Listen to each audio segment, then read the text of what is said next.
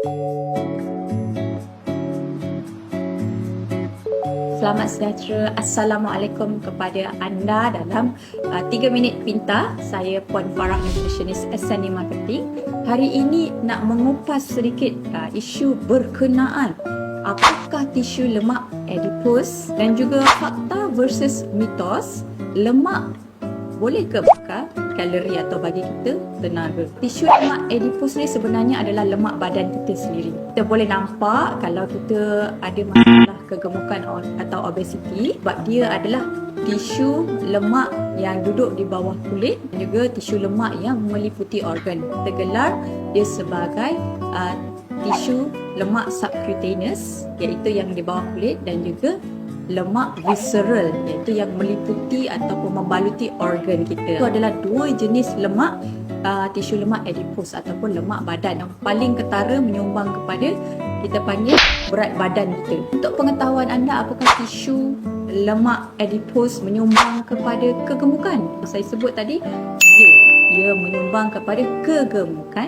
dan obesity. Dan yang dibimbangi adalah bila kita ada terlalu banyak tisu lemak adipose ni, ataupun lemak badan ni, ianya akan menyumbang kepada lemak visceral yang berlebihan terutamanya, dan ia boleh jadi meningkatkan risiko masalah kesihatan kepada kita, dan juga meninggikan risiko masalah kesihatan sedia ada, seperti kalau kita sedia ada kencing manis, dia akan lagi menambah masalah, dan juga jantung, kolesterol dan lain-lain. Dan juga seterusnya, adakah lemak badan ni ada pelbagai jenis? Maksudnya ada pelbagai tempat ke area ke, macam mana nak tahu lemak badan tu membahaya kepada kesihatan? Apa punca dia? Untuk pengetahuan anda, ada 6 kategori lemak badan yang kita fahami. Yang pertama adalah full upper body fat. Maksudnya dia start daripada leher, sampai ke kita punya pinggul. Puncanya adalah kita makan berlebihan. So, kalau nampak leher kita kembang, badan kita kembang, tapi kaki cumil je kan. Itu antara kita panggil salah satu kategori lemak badan. Bukan saja sebab makan berlebihan, tapi kita ada cenderung makan makanan manis. Yang kedua adalah lower abdominal fat, yang mana ianya disebabkan stres, kegelisahan dan juga kemurungan. Dan juga yang ketiga, large stomach, dengan upper back fat. Ini perut kita pun panggil besar, dan belakang badan kita pun ada lemak. Itu disebabkan ketidakaktifan. Itu kita tak ada bersenam, tak ada buat aktiviti yang membantu kita bergerak ataupun menghasilkan tenaga lah, atau bakar lemak. Yang keempat, lower body fat. Sebab apa puncanya? Ianya sebab kita terlebih makan gluten, contohnya roti, bijirin, gandum dan sebagainya. Yang kelima, perut kita membuncit, perut kita besar ataupun swollen stomach. Ianya disebab pengambilan alkohol berlebihan. Yang keenam, kita ada lower body fat, termasuklah bahagian kaki kita juga, bahagian peha kita sangat besar. Ianya mungkin disebabkan oleh keturunan dan juga berlaku sekitar ibu mengandung jugalah. Individu atau wanita menopause kerap mengalami masalah selulit yang berkaitan dengan peha lah. Banyak lemak duduk dekat peha. So itu adalah 6 kategori lemak badan yang kita tahu puncanya, dan kita mungkin boleh bantu diri kita kawal pemakanan. Tapi ada setengah orang dia rasa macam tak apa ada lemak banyak, sebab lemak ni kalau kita exercise kan dia akan bakar kalori. Tapi kita perlu sebenarnya bersenam dengan ekstrim lah, sebab dia perlu aerobic exercise. Dia ada pembakaran dalaman untuk bantu tukar lemak kita sedia ada kepada tenaga. Dan untuk pengetahuan anda, adakah fakta atau mitos lemak boleh membakar lebih kalori? Jadi menurut Wharton University, sekitar 4.54 kilo otot dia akan membakar sehingga 50 kalori dalam ketika kita rehat pun dalam sehari, berbanding nilai yang sama lemak iaitu 4.54 kilo hanya akan membakar kalori sekitar 20 kalori saja pada keadaan yang sama dalam sehari. Bermaksud otot ni lagi bagus dibakar lemak atau beri kita tenaga berbanding dengan lemak, sekitar sehingga 3 kali ganda manfaatnya.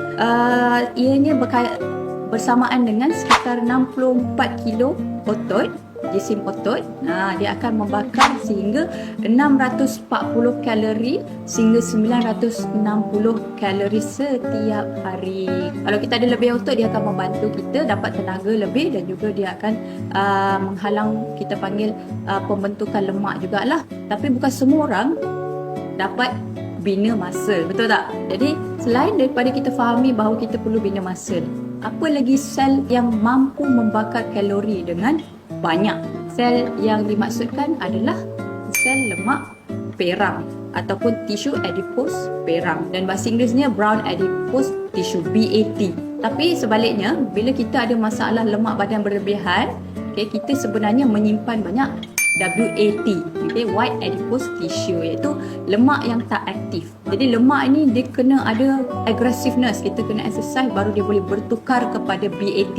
Untuk kebanyakan individu yang ada kegemukan atau obesity, mereka perlukan senaman ekstrim untuk turunkan berat badan dan juga perlu berdiet dengan ekstrim. Tapi bukan semua orang boleh melalui fasa ini, lagi-lagi mereka yang ada masalah kesihatan dan juga alam kehidupan yang sangat sibuk.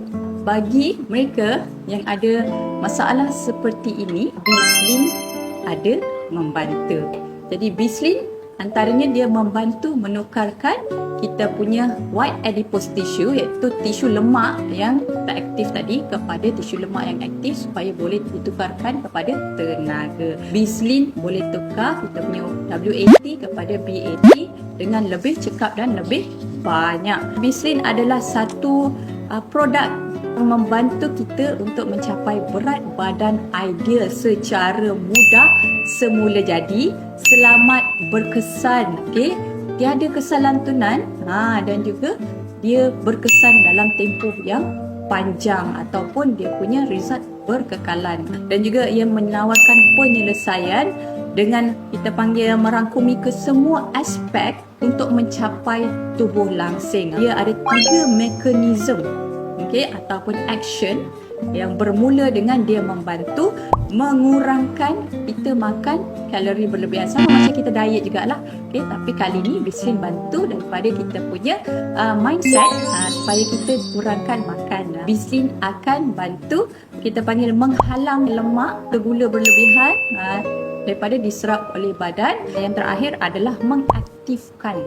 Jadi Bislin dia boleh bantu tukar kita punya lemak adipose yang tak aktif ni ataupun WAT kita ni kepada BAT, brown adipose fat ataupun lemak adipose perang. Bila kita ada banyak lemak adipose perang, senang sangat kita nak tukar kepada tenaga. Kalau kita tak exercise, boleh kita dapat berat badan ideal yang kita inginkan dengan Bislin? Pastinya boleh. Manfaat Bislin ada 10. Yang pertama, kurangkan selera makan dengan dia tingkatkan rasa kenyang. Jadi kita mampu kurangkan pengambilan kalori berlebihan. Kedua, dia membantu pengurangan pengambilan kalori. Ketiga, dia membantu membakar simpanan kalori, itu WAT kita, tu semua lemak kita panggil subcutaneous kita, lemak visceral kita, dia akan pakai dulu menyekat keinginan kepada makanan yang tinggi gula. Kita ada craving kepada sugar food, kek kita nak, donut kita nak, segala yang manis kita nak, Starbucks kita nak. So dia akan kurangkan rasa tu. Dan juga menyekat pembentukan lemak. Selain daripada tu, mengurangkan kedua-dua lemak subcutaneous dan visceral, mengaktifkan metabolisme kita dengan mentransformkan atau menukarkan WAT kepada BAT. Kadar metabolisme rehat kita boleh meningkat, walaupun kita duduk saja kan, kita boleh bakar lebih banyak lemak. Juga meningkatkan penghasilan tenaga, sekitar seperti kita menambah lagi pergerakan seperti 40 kali berjalan sehingga 5,000 langkah sehari. Itu manfaat bila makan Bislin. Serta hasil yang paling ketara, anda boleh lihat akan kurangkan ukur lilit pinggul dengan pinggang kita. Boleh dapat bentuk S-shape tu bagi wanita lah. Semua idamkan bentuk badan macam ni. Dan juga dia ada hasil pelangsingan yang berpanjangan. Walaupun kita dah capai berat badan ideal dan kita nak maintain, kadang-kadang kita takut dia rebound balik kan, akan bounce balik berat badan lama kita. Tapi dengan Bislin dia akan kekalkan. Sekian saja daripada saya, Puan Farah, Nutritionist SNE. Jumpa lagi dalam 3 minit pintar akan datang. Bye-bye.